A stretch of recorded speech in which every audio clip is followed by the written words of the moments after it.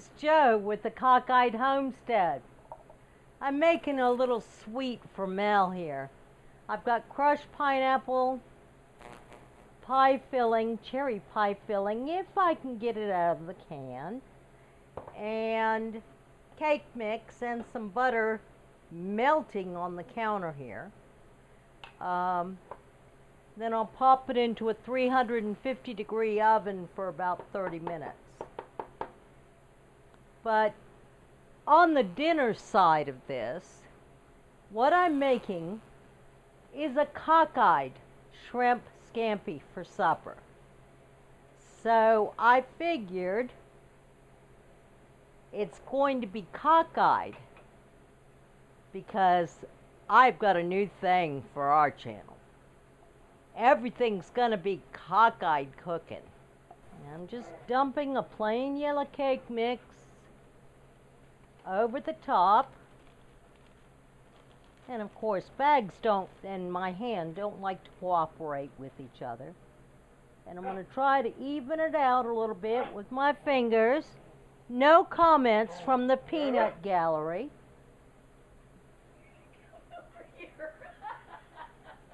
Yes, I did need it, yep. Nice. Now we're just going to take the butter and dab the top. I've got 6 tablespoons of butter because I like the taste. My counter was clean, but it's had butter melting on it. And I went ahead and cut up 2.5 sticks of butter. So I had 6 tablespoons of butters for this thing and 6 tablespoons of butter for the other. But you just top the butter on top. Thank you, Mel. I washed my hands of the rabbit poo. I hope so. And if you haven't seen that video yet, Oh, it's coming. I got bored. You got bored. I got bored. Well, I was out spending money, and I found some deals. I bought this nifty little vegetable shredder at Walmart today.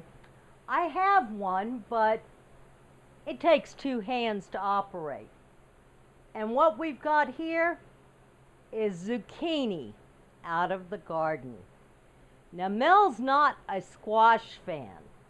Let's see if we can convert her.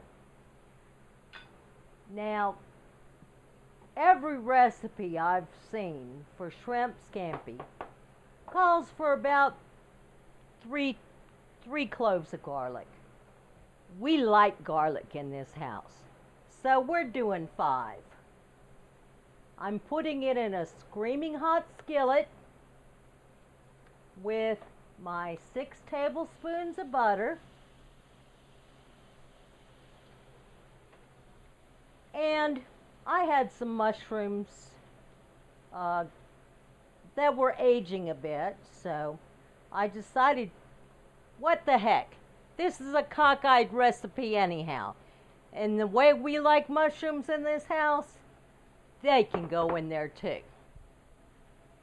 Now, you need about a pound of zucchini per person and about a 1/4 pound of shrimp. No, these aren't my Georgia shrimp. These were bought at the store. When I came home this time, I'd forgotten my cooler here, so I couldn't get any fresh shrimp. At least not bring it back. I know. I could have gone and bought a new cooler, but it seemed like such a waste when you've got 3 of them here at the house, and it would just take up more space.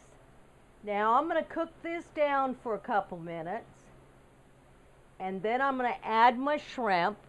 I'm going to let that garlic get all in this butter and let the mushroom juices come out a bit. I think I will. You add about a teaspoon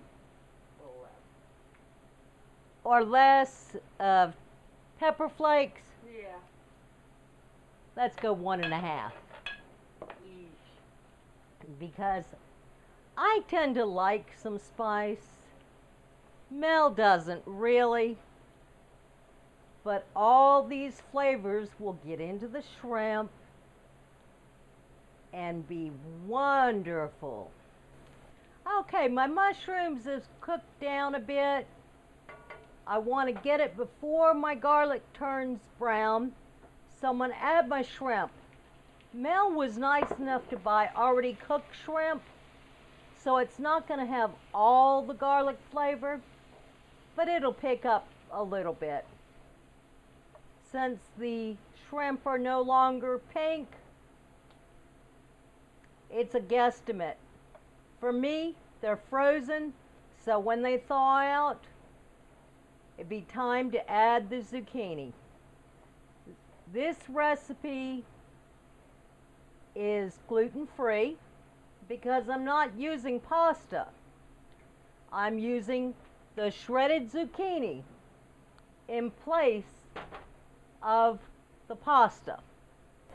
Oh goody, another can for Mel in her workshop.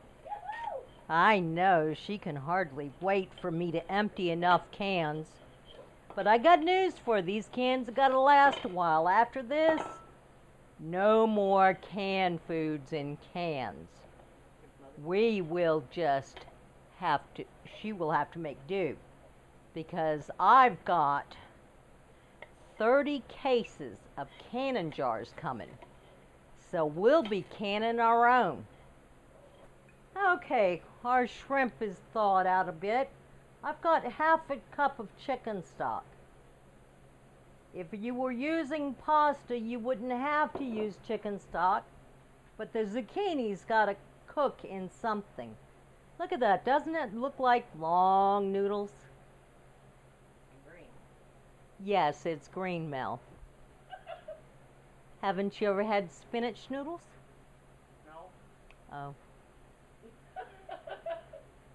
But you toss this up together and let it cook for about 3 more minutes. And we'll see you at the table. We got some green noodles here, Mel.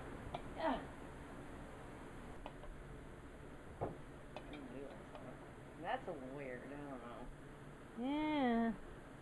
Maybe if I take my glasses off, I won't notice. Well, maybe if I Good. put some extra mushrooms on there for you, and you won't notice the green so much. All right.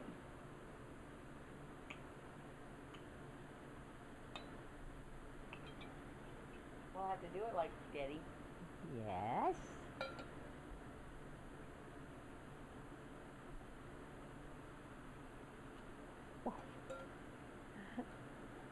Maybe it was the way my mother cooked squash. Could be. Oh, you know, that's not bad with all the garlic and that is actually that is good. Okay, I'm dangerous with this thing. Yes, you are. I've gotten it all over the tablecloth, all over me.